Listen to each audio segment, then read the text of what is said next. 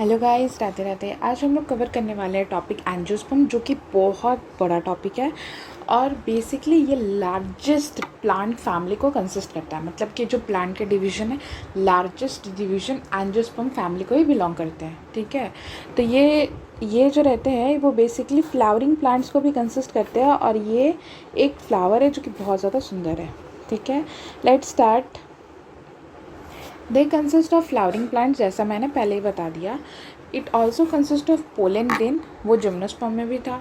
Ovules, जो gymnosperm में भी था, लेकिन यहाँ पे वेल डेवलप्ड है in a flower. The seeds are enclosed in the fruit, मतलब जो सीड्स होते हैं ना, they are enclosed in the fruits का फॉर्मेशन होता है यहाँ पे। It consist of wide range of plants. Next is the range in size, smallest for Wolffia to the tallest tree Echinotopus, जो कि 100 मीटर्स ओवर लॉन्ग रहते हैं। ठीक है, they provide us food, fodder, fuel, medicines etcetera. It helps, ये हमको commercial value में भी हेल्प करते हैं। ठीक है, they are divided into 2 classes, 2 classes में डिवाइडेड रहते हैं। पहला क्लास जो रहता है वो डाइकोटिलेडन रहता है और दूसरा क्लास जो रहता है वो मोनोकोटिलेडन होता है। सो डाइकोटिलेडन्स वो होते हैं जिनमें इनका सीड 2 कोटिलेडन कंसिस्ट करता है। अब कोटिलेडन बेसिकली क्या होता है वो मैं लास्ट में बता दूंगी। ये reticulate venation in the leaves, कोई लीव्स ऐसे होते हैं जिसमें इस तरीके से मुड़े हुए टाइप्स रहते हैं। ठीक है, इस तरीके से सिकड़े हुए टाइप्स रहते हैं। ठीक है, तो उनको रेटिकुलेट वेनेशन बोलते हैं, मतलब कि सीधा साधा इनका लीफ नहीं रहता, टेढ़ा मुड़ा लीफ रहता है। ठीक है, एंड टेट्रामेरस एंड पेंटामेरस रहते हैं इनके फ्लावर। टेट्रामेरस और पेंटामेरस का मतलब क्या होता है, जो सेपल्स एंड पेटल्स जो रहते हैं वो या तो 4 पेयर्स, मतलब कि सेपल्स भी 4, पेटल्स भी 4, या फिर पेंटामेरस में सेपल्स एंड पेटल्स, तो सेपल्स भी 5 और पेटल्स भी 5। ठीक है, ये फ्लोरल पेयर जो रहेंगे वो 5 रहेंगे या फिर 4 रहेंगे। ठीक है, मोनोकोटिलेडन्स में क्या होता है कि इनका सिंगल कोटिलेडन होता है और पैरेलल वेनेशन होता है। ठीक है, पैरेलल वेनेशन जैसे कि हम लोगों ने बनाना के लीफ देखे होंगे, उसमें पैरेलल वेनेशन होता है। ठीक है, सीधा साधा उनका वेन्स होता है, वो सीधा साधे लीव्स होते हैं, तो उनको पैरेलल वेनेशन बोला जाता है। और इसमें ट्राइमेरस होता है। ट्राइमेरस का मतलब ये होता है कि जो सेपल्स एंड पेटल्स हैं वो कितने होंगे, 3 होंगे, 3 सेपल्स होंगे और 3 पेटल्स होंगे। ठीक है, इस तरीके से कुछ। तो ये मोनोकोटिलेडन्स उतना डेवलप्ड फैमिली नहीं रहता है, क्लास नहीं रहता, बट डाइकोटिलेडन्स बहुत डेवलप्ड रहते हैं। नेक्स्ट इज फ्लावर के डिस्क्रिप्शन। पहले इनका रिप्रोडक्शन पढ़ाने से पहले description of a flower very important है। ये जो पार्ट्स है ये बहुत ज़्यादा इंपॉर्टेंट है। ये रहता है, ये पार्ट है जो बम्पी टाइप है, स्वोलन है, इसको हम लोग क्या कहते हैं, थैलेमस कहते हैं। ठीक है, इन डिस्क्रिप्शन मैंने बता दिया, पहले मैं इसको बता देती हूँ। इसको थैलेमस कहते हैं, इसको सेपल्स कहते हैं, as it is written in the picture. Next is, इसको हम लोग क्या बोलते हैं, पेटल बोलते हैं। ठीक है, पेटल इसको उस पार्ट को बोलते हैं जो कि कलर कंसिस्ट कर रहा है फ्लावर का। ठीक है, और ये जो रहते हैं कि जो सेपल्स है और जो पेटल्स है, they does not takes part in reproduction. इनका सिर्फ जो सेपल्स का काम होता है वो सिर्फ और सिर्फ होता है प्रोटेक्शन प्रोवाइड करना। ठीक है, प्रोटेक्ट करना फ्लावर को किसी भी फॉरेन एजेंट से। और जो पेटल का काम होता है वो होता है अट्रैक्शन प्रोवाइड करना। ठीक है, अट्रैक्शन प्रोवाइड करना। इन दोनों का कोई काम नहीं है रिप्रोडक्शन में। अब ये जो पार्ट है जो 2 को प्रेजेंट है, ये मेल सेक्स ऑर्गन है। ठीक है, ये मेल सेक्स ऑर्गन है। इसको हम लोग बेसिकली क्या कहते हैं, स्टेमन बोलते हैं। और ये जो साइन देख रहे हो, it is a sign of a male sex organ. और ये जो है, जो बीच में पार्ट प्रेजेंट होता है, उसी को हम लोग क्या बोलते हैं, फीमेल सेक्स ऑर्गन, जिसको टर्मिनेट करते हैं हम लोग पिस्टल के नाम से। ठीक है, तो फ्लावर का डिस्क्रिप्शन हम लोग पढ़ लेते हैं। सो जो थैलेमस होता है वो मैंने बता दिया। सेपल्स वो होते हैं जो कि प्रोटेक्शन प्रोवाइड करते हैं। ठीक है, नेक्स्ट इज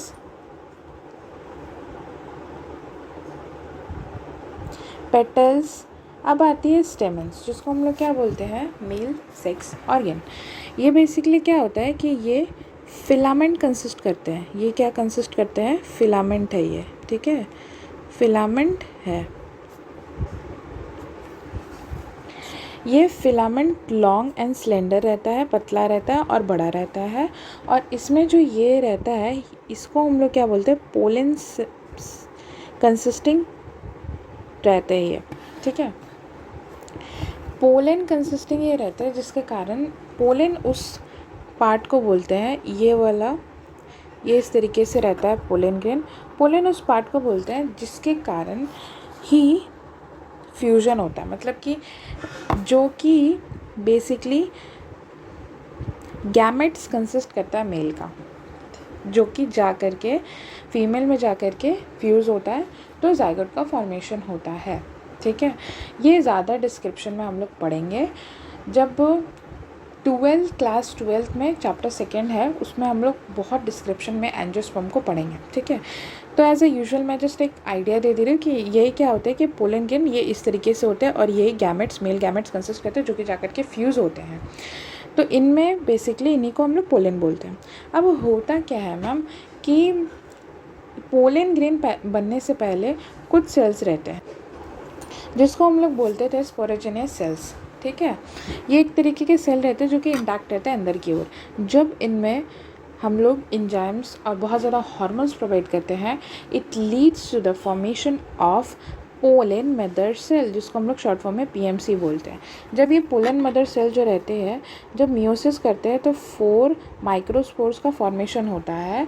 और एक माइक्रोस्पोर जब वेल डेवलप्ड हो जाता है तो वो जो रहता है कि कवरिंग से ढक जाता है, जिसको एक्साइन बोलते हैं, और ये फिर टर्मिनेट कर जाते हैं पोलन ग्रेन में, ठीक है। अब हमारा नेक्स्ट है that is female sex organ. तो ये जो फीमेल सेक्स ऑर्गन है, जो अपर वाला पार्ट होता है जो एकदम मलबरी टाइप रहता है, बहुत गद्देदार रहता है, उसको हम लोग क्या बोलते हैं, स्टिग्मा बोलते हैं। यहीं पे पोलन ग्रेन जो होता है वो आकर के लैंड करता है। लेकिन हाँ, ये सोचना गलत है कि सारे के सारे पोलन ग्रेन जाकर के फ्यूज़ हो जाते हैं, नहीं। जो कंपैटिबल रहते हैं स्टिग्मा के प्रोटीन के साथ, वही जो रहते हैं कि जाकर के यहाँ पे पोलन ट्यूब का फॉर्मेशन करते हैं, फिर जाकर के फ्यूज़ हो जाते हैं एग के साथ। ये जो लॉन्ग सिलेंडर पार्ट देख रहे हो, ये स्टाइल होता है। नेक्स्ट इज़, ये बेसिकली मेन टॉपिक रहता है। इस पूरे पार्ट को हम लोग बोलते हैं एम्ब्रियो सैक, ठीक है। ये पूरा पार्ट कंसिस्ट करता है एम्ब्रियो सैक। ये जो आउटर पार्ट है ये इंटीगुमेंट होता है। यहाँ पे कुछ सेल्स इसके पास रहते हैं, कवरिंग एक मोड़ा टाइप रहता है ना, इसके पास है, और कुछ जो है उसके दूर है। जो दूर में प्रेजेंट रहता है उसको मेनली हम लोग न्यूसेलर सेल्स बोलते हैं, और जो पास में उसको हम लोग आर्चिगोनिया या फिर आर्चिस्पोरल सेल्स बोलते हैं। तो बेसिकली होता क्या है कि ये जो स्ट्रक्चर है यहाँ पे ये इस तरीके से रहता। ये वाले स्ट्रक्चर को हम लोग बोलते हैं फ्यूनिकल। ये जो स्ट्रक्चर है जहाँ पे ये बेंड कर जाता है, ये वाले स्ट्रक्चर को हम लोग बोलते हैं हाइलम, और ये वाले स्ट्रक्चर को हम लोग बोलते हैं माइक्रोपाइल, ठीक है। तो बेसिकली मेल गैमेट जो रहता है वो माइक्रोपाइलर रीजन में आता है और फ्यूज़ होता है एग के साथ, ठीक है। इस पूरे को हम लोग पिस्टल बोलते हैं। अब मैं एग किसको बोल रही हूँ और बेसिकली ये है क्या, तो होता क्या है कि जब मेगास्पोर मदर सेल, उसी तरीके से जब आर्चिस्पोर सेल वेल डेवलप्ड हो जाते हैं, मेगास्पोर मदर सेल्स का फॉर्मेशन करते हैं। 4 मेगास्पोर का फॉर्मेशन होता है, लेकिन सिर्फ और सिर्फ एक ही मेगास्पोर जो रहता है वो बड़ा हो पाता है, क्योंकि 3 जो रहते हैं वो क्या हो जाता है, डीजेनरेट हो जाता है, बिकॉज इनसफिशिएंट न्यूट्रिशंस रहते हैं। जब ये एक जो रहता है वो 3 बार माइटोसिस करता है, तो इट फॉर्म्स अ स्ट्रक्चर जिसमें 7 सेल्ड एंड 8 न्यूक्लिएटेड होते हैं, which is very very important. क्या होते हैं, 7 सेल्ड एंड 8 न्यूक्लिएटेड, ठीक है। ये वाला जो स्ट्रक्चर है ये इसको हम लोग एग बोलते हैं। ये जो दो प्रेजेंट रहते हैं इसको हम लोग बोलते हैं सिनरगेट्स। यहाँ पे जो स्ट्रक्चर प्रेजेंट है उसको हम लोग बोलते हैं पोलर न्यूक्लाई। ठीक है। और यहाँ पे जो स्ट्रक्चर्स प्रेजेंट रहते हैं इसको हम लोग बोलते हैं एंटीपोडल सेल्स। ठीक है। अब बेसिकली ये सारी चीज़ें तो हमें क्लियर हो गई मैम। अब ये 7 सेल्ड 8 न्यूक्लिएटेड क्या होता है? तो 7 सेल्ड मतलब कि ये 1 सेल, 2 सेल, 3 सेल, 4 सेल, 5, 6, 7। ठीक है, 7 सेल हुआ, लेकिन 8 न्यूक्लियस कैसे हो गया? सब में तो एक एक होगा ना। नहीं, ये जो पोलर न्यूक्लाइड होता है ना बेटा, ये डाइप्लॉइड होता है, मतलब इसमें 2 न्यूक्लियस कंसिस्टेड रहते हैं, इसीलिए ये 8 न्यूक्लिएटेड हो जाते हैं। अब होगा क्या कि after pollination pollen grains reaches to the stigma and gets nutritions and starts forming pollen tube. जैसे मैंने बताया, the pollen tube enters into the embryo sac and fuses with the egg to form zygote. वो zygote जैसा structure बनाता है egg के साथ। जब वो फ्यूज़ करेगा तो मेल गैमेट 2 गैमेट्स कंसिस्ट करता है। अनदर पोलन ग्रेन या फिर आप कह सकते हो male gamete fuses with the polar nuclei to form a primary endosperm nucleus which provides nutritions to the developing zygote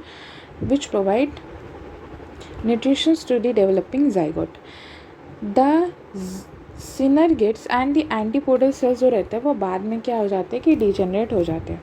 अब बेसिकली होता क्या है कि इनका डेवलपमेंट और कॉटिलेडन क्या होता है, और साथ ही साथ जब एग फ्यूज़ करते हैं एक मेल गैमेट के साथ, तो इनका जो प्लॉइडी रहता है, मतलब इसमें न्यूक्लियस कितना कंसिस्टेंट रहेगा, तो ये डाइप्लॉइड होता है। ठीक है, जिसमें 2 न्यूक्लियस कंसिस्ट रहता है बेटा, उसको हम लोग डाइप्लॉइड बोलते हैं।